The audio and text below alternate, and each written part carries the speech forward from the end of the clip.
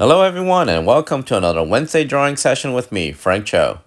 There's my trusty Pentel mechanical pencil with 0.7 HB millimeter lead and my kneaded eraser. And here's my favorite paper to draw on, Strathmore Bristolboard 300 series with vellum surface. Alright, I'm gonna start this over. The first video, for whatever reason, was all washed out, so I guess I accidentally put a filter on it, and so it just kind of ruined the entire video. So I decided to go back and redo the whole thing, re-record the whole thing, and just make sure I didn't put any filter on it by accident on the drawing thing. So in celebration of a major milestone, I just reached 30,000 followers, subscribers on my YouTube channel.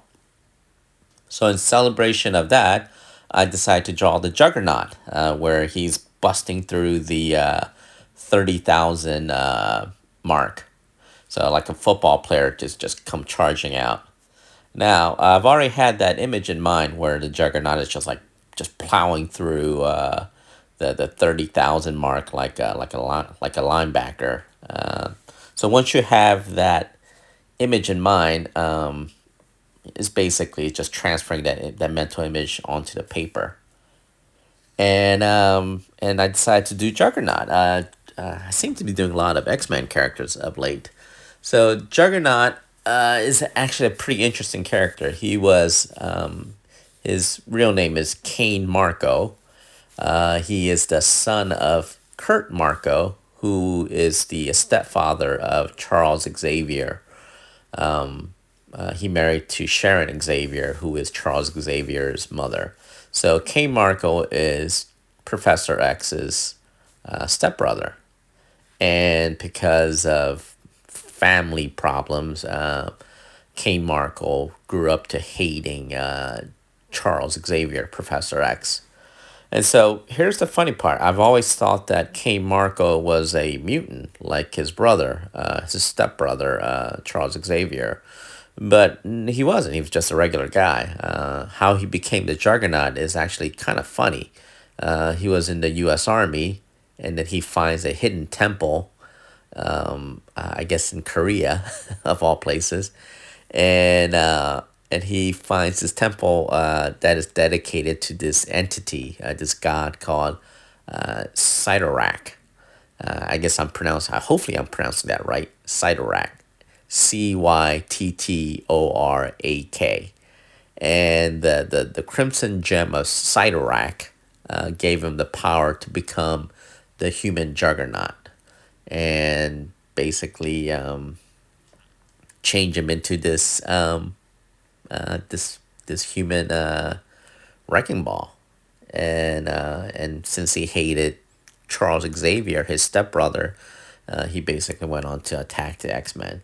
So a lot of these comic book characters have this really kind of a funny, convoluted history, and Juggernaut is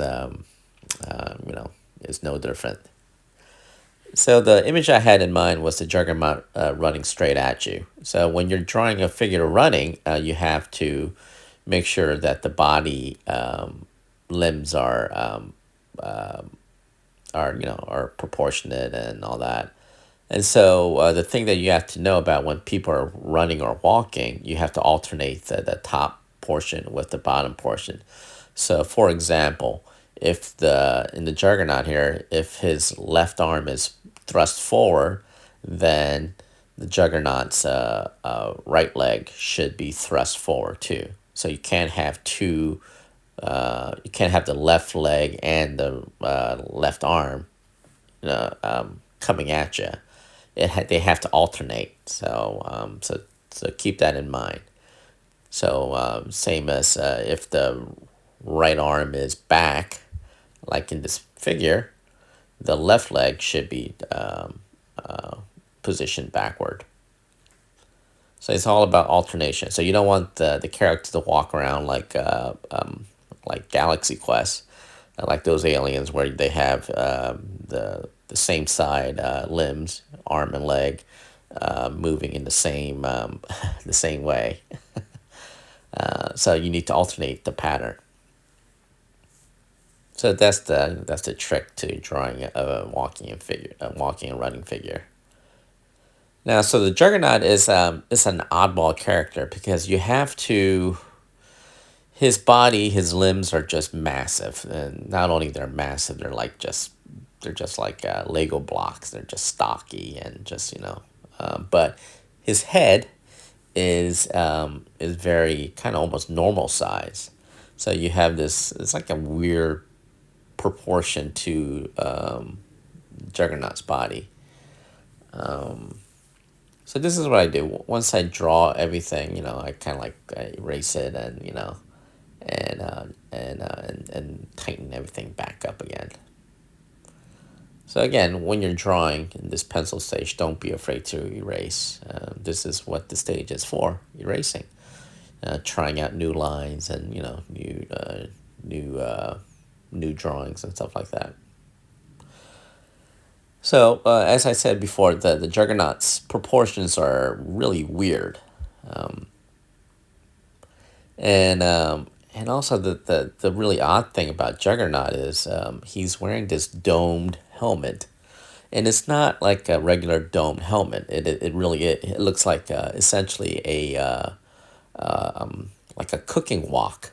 It's like a big giant metal wok for cooking, and is bolted down to his torso, his shoulder, and his chest. So it makes moving his head really odd. So he kind of every time he has to turn his head, it's like a Sasquatch, like a Bigfoot. He has to turn his entire torso, kind of like Batman, like the Michael Keaton's Batman. If you have to turn his head, you have to move the entire his upper body, to that direction. And so, because of that oddball helmet of his, more like a dome, you really have to be careful about his proportion, how everything needs to be balanced. So it's kind of a tricky thing. But only, you got to hand it to Jack Kirby, the guy who designed the Juggernaut. He made it work. I mean, it is a tough character to draw, but he made it work. I mean, like, if you look at the silhouette of the Juggernaut, he cut a very dynamic figure. You could tell right away he's basically a bruiser, So there I am drawing the leg, a big thick leg.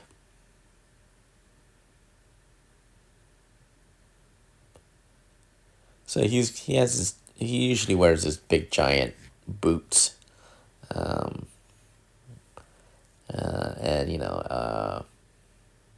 actually kind of a lot of those superheroes, those like a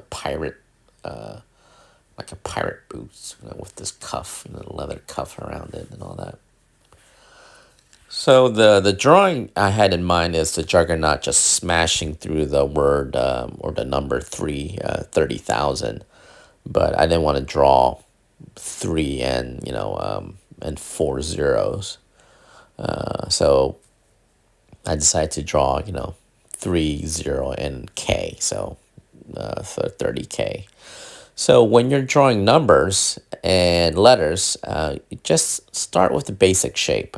For me, that basic shape is the rectangle. So once you have the basic shape down, then you can figure out how the number and letters will look. So I mean, that's pretty much goes with anything. If you're stuck on something, just go to the basic shape, and from the basic shape, then branch out. So slowly chiseling the shape, chisel the shape out of the overall basic blocks and shape.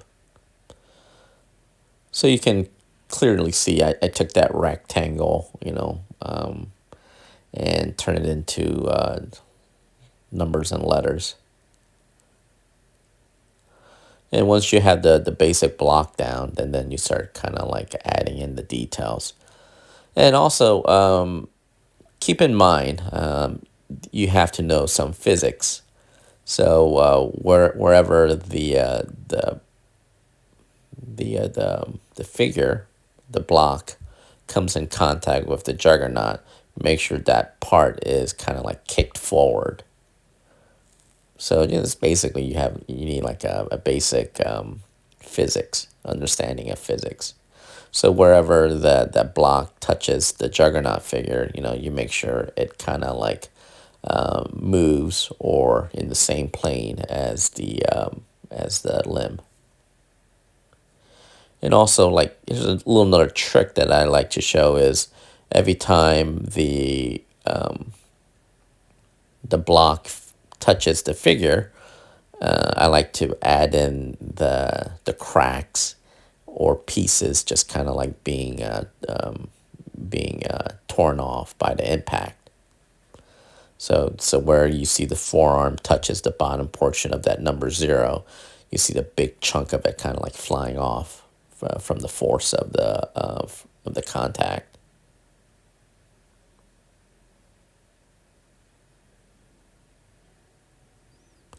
I love just drawing these debris, just rocks and just chunks just flying out.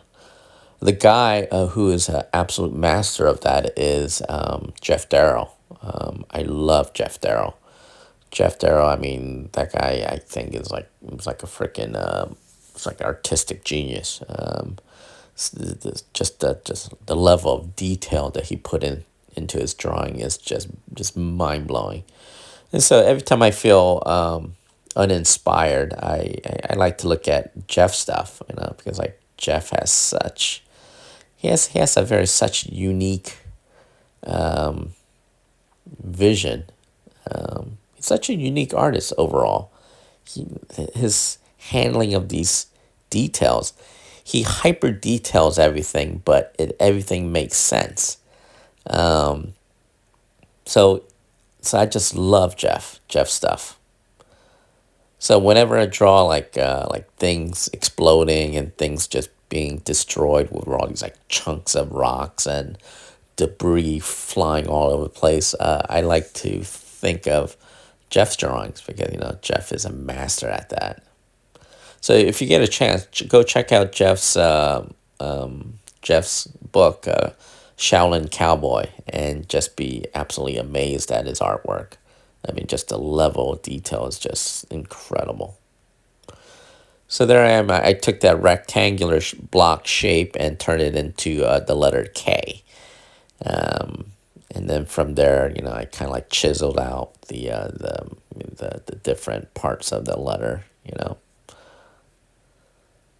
So this is a type of drawing that I kind of like. I've always enjoyed like these artwork where they incorporate the logo onto the figure, have the figure interact with the logo. I mean, there are a lot of guys that used to do that. Will Eisner used to do that all the time. He would have the figure interact with the big giant spirit logo and all that. Another classic example of is Thor number 337, where Walt Simonson drew this iconic image of Beta Ray Bill just destroying the Thor logo, basically letting everyone know there's a new Thor in town.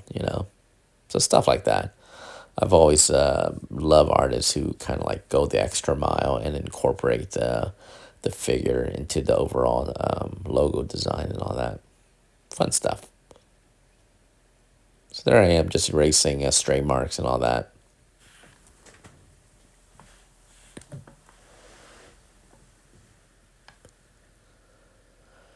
So when you're doing these detailed work, make sure you don't put too much detail where the overall figure gets lost. So even though I'm drawing the number 30K and adding all these like cracks and tears and debris all over the place, all these little detail, all these like damage points. But I make sure all those detail doesn't distract from the overall shape of the letter and number 30K. So that's the trick, is to make sure, and to do that, you basically make that the overall outline of the 30K in bold, thick lines, and then do all the little cracks and very thin lines.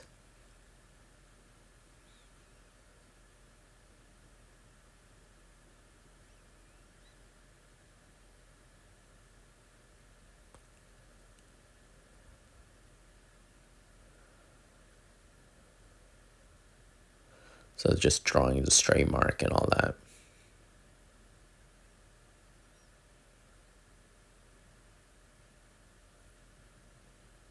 So people often ask me, it's like, so how'd you learn to draw, or especially comics? I think being a comic book artist is one of the hardest job ever as an artist, because as a comic book artist, you have to know how to draw everything, just literally from mundane stuff to where people are just sitting around sitting and drinking coffee, to the spectacular that, just straight out of imagination, like a massive armada of spaceship destroying a planet. So you were able, as a comic book artist, you're able to do that, those two, the mundane to the spectacular, without missing a beat. So so if you can master the comic book art, then you can pretty much do anything in the art world. As a matter of fact, a lot of the guys that I know who we started out, they ended up in Hollywood. They went from a comic book artist to a storyboard artist for movies, and that's what comic book is. Comic book is kind of it's a training ground for narrative art. And so, how do you become a comic book artist? I became a comic book, or I trained the book that trained me to be a comic book artist was How to Draw the Marvel Way by John Buscema. So John used to teach these classes at night at Marvel in the 1970s for Marvel artists, and basically kind of like show them how to draw certain things, or I mean, not really how to draw certain things, but give them the feel of the what the Marvel house style is. Just dynamic poses, just everything that the Marvel was doing visually was just high opera. Just like the villains were just powerful and dastardly, and the heroes were very heroic and classical looking.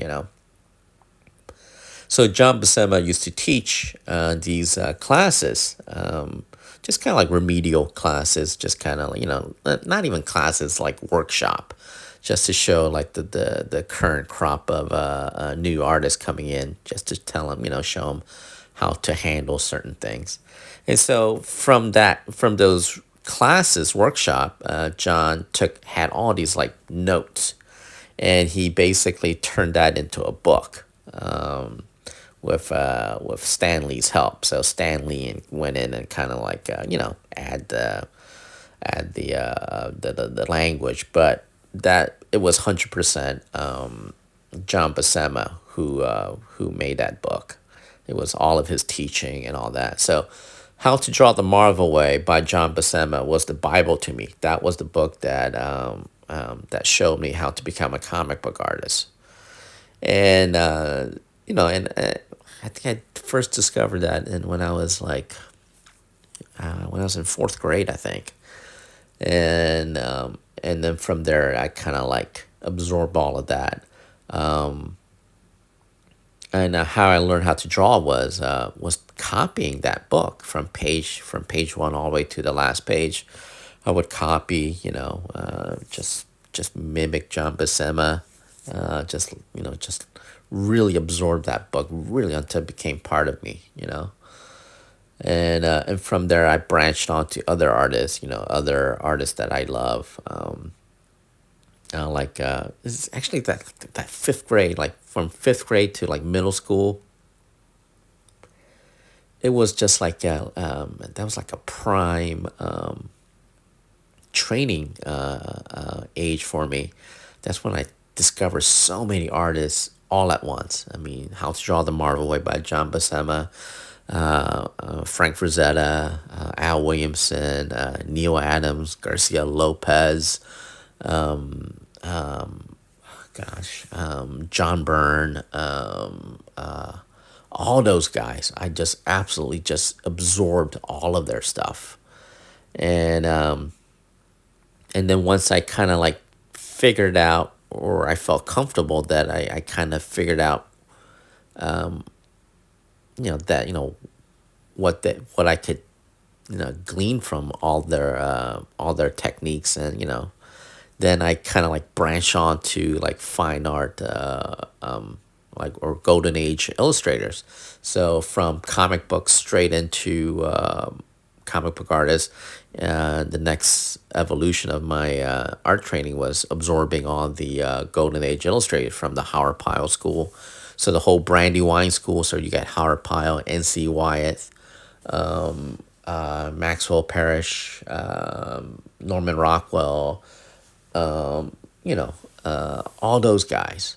And then from there, I went into 19th century Royal Academy artists. So you have Waterhouse, you have Bouguereau, and you have all these like other like absolutely just brilliant fine artists, painters. Like in Van Dyck, Rubens, you know, Alphonse Musha,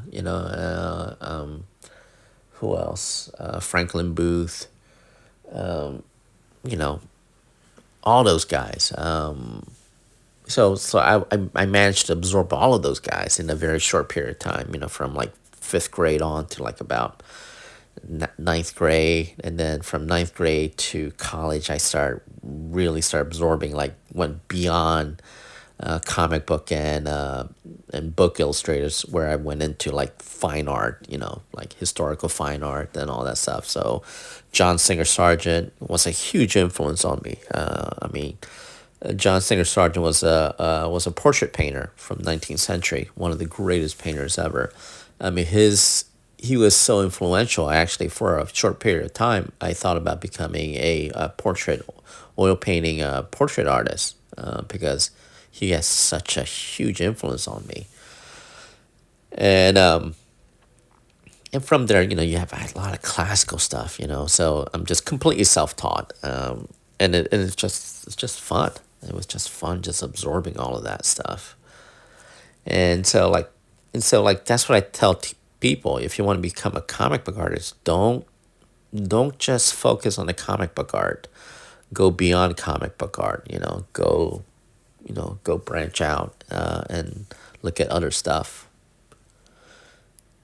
So there I am drawing the Juggernaut, just adding the shading and all that.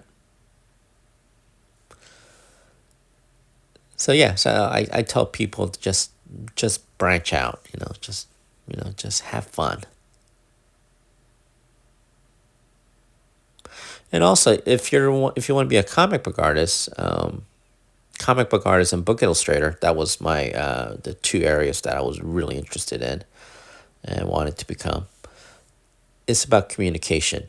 Art is about communication, especially in the comic book and the book world. So if the reader or the viewer has no idea what you're drawing, then you failed as an artist.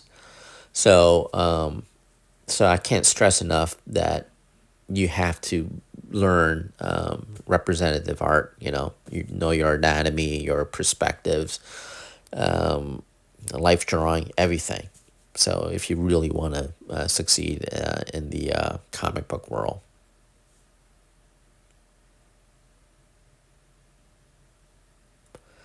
Just drawing all these like chunks of just rocks, debris, just flying all over the place.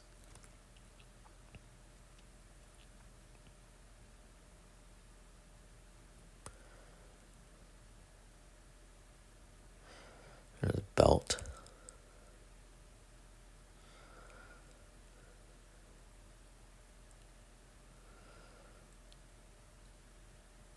I mean, this was actually, I'm having a blast drawing. I actually, when I draw these things, I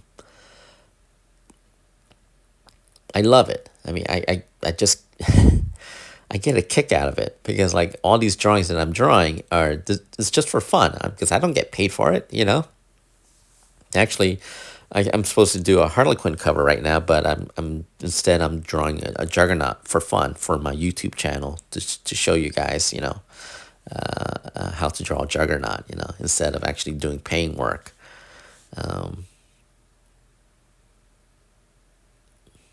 Which just says a lot about me. I guess I'm a massive procrastinator. So yeah, so there's the Juggernaut, and the Juggernaut has this really cool, not quite a brass knuckle, but has like a strap in his in his fist. So like yeah, just when you're drawing, just add a different texture. Different texture is always it's just fun.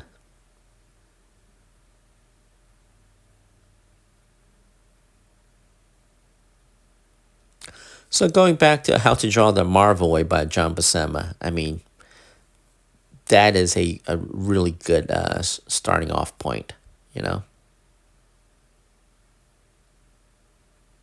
Even to this day, I look at, I have that copy, How to Draw the Marvel Way, right next to my drawing table. Every now and then I would just open it up, just to kind of like,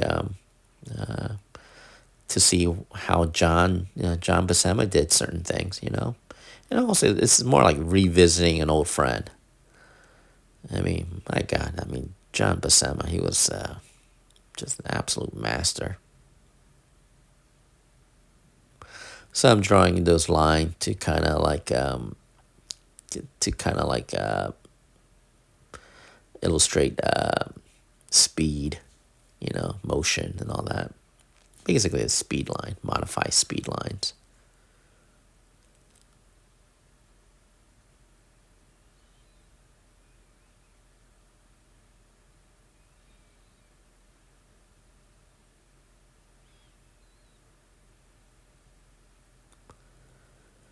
So again, don't be afraid to erase things. If things doesn't look right, then then erase it and fix it. So I mean, as the saying goes, if it looks right, it's right. If it looks wrong, then it's wrong. And if it's wrong, then erase it. Erase it and fix it or start over. Especially during this pencil stage. I mean, don't be afraid to erase things. I mean, don't fall in love with your drawing at this point. During the pencil stage, just don't fall in love. If something needs to be changed or reworked, just then do it. I know that I know some people tend to get they tend to freeze up. They're just so scared of changing things. Because they think they're gonna screw it up. But don't worry about it. I mean, this is the pencil stage. If you screw it up, you screw it up, and erase it, start over. That's what the pencil drawing is about. The sketching is all about. You're just having fun. You're just kind of you're in the sandbox. You're just having fun. Getting down and dirty.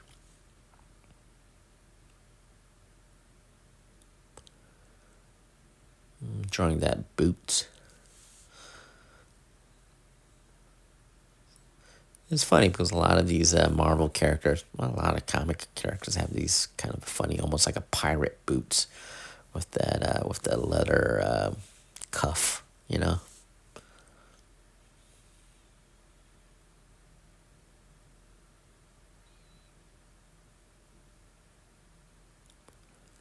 So when I was a kid, I would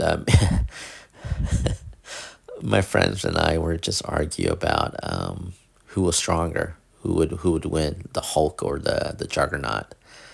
And eventually, we all kind of like my friends and I came to the conclusion that the Hulk, will defeat the Juggernaut because the Hulk is the strongest one there is.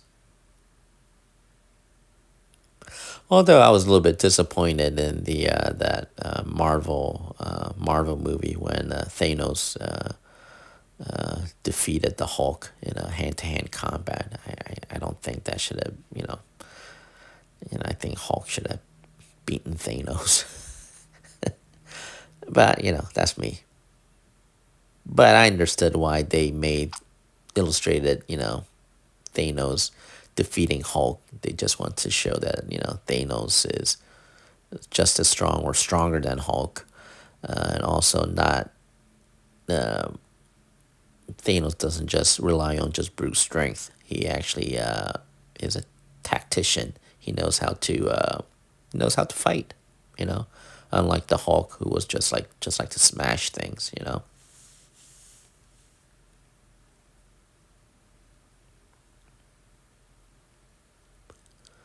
So just drawing debris.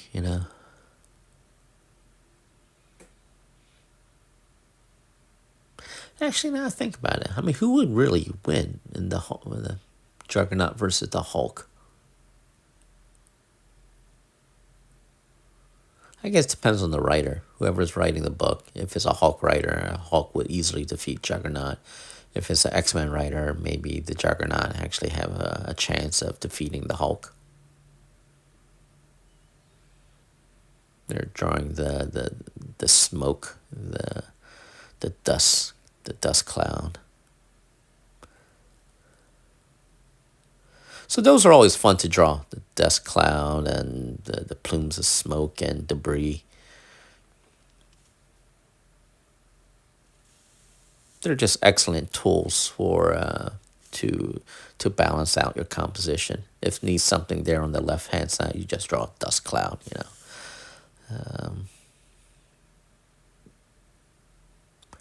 And also just have these overlapping little debris flying in the air that just adds those little details just add to the overall drawing.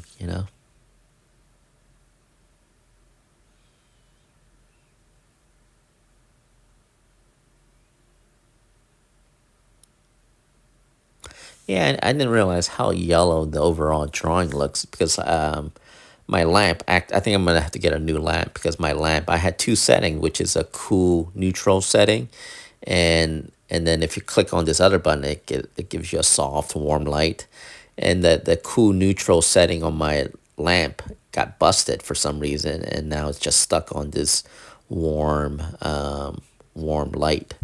And then I'm just looking at this video. It's just it makes everything a little too dark and too yellow. So I better get a new lamp.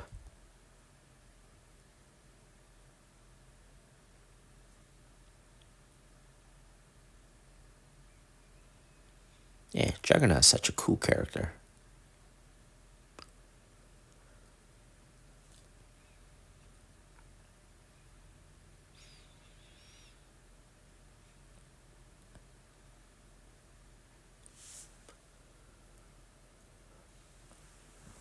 I love drawing rocks.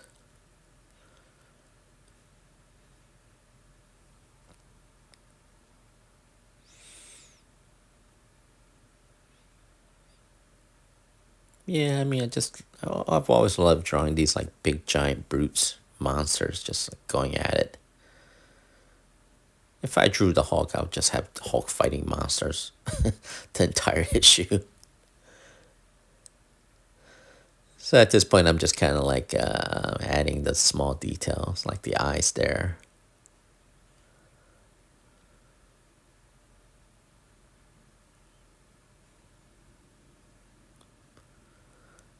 more little chunks of debris and all that.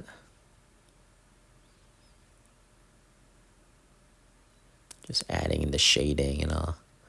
Give it that extra three-dimensional look by shading in. Shading the underside. Adding a little bit of hair and ticks.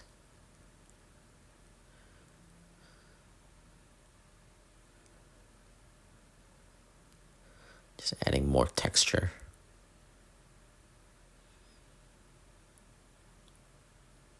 Yeah, this was a very fun drawing. I actually had a blast drawing this.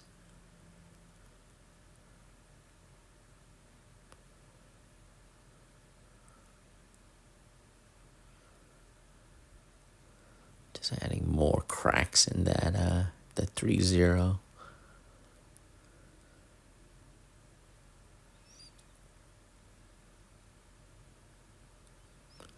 Just erasing stray marks at this point.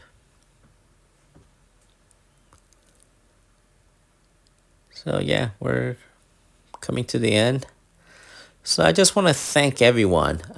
This has been a incredible journey. I never thought that I would reach 30,000 subscribers and followers on this channel, and I just want to thank all of you guys. And here's to 30 more thousand. So thank you everyone for watching. And here's Juggernaut.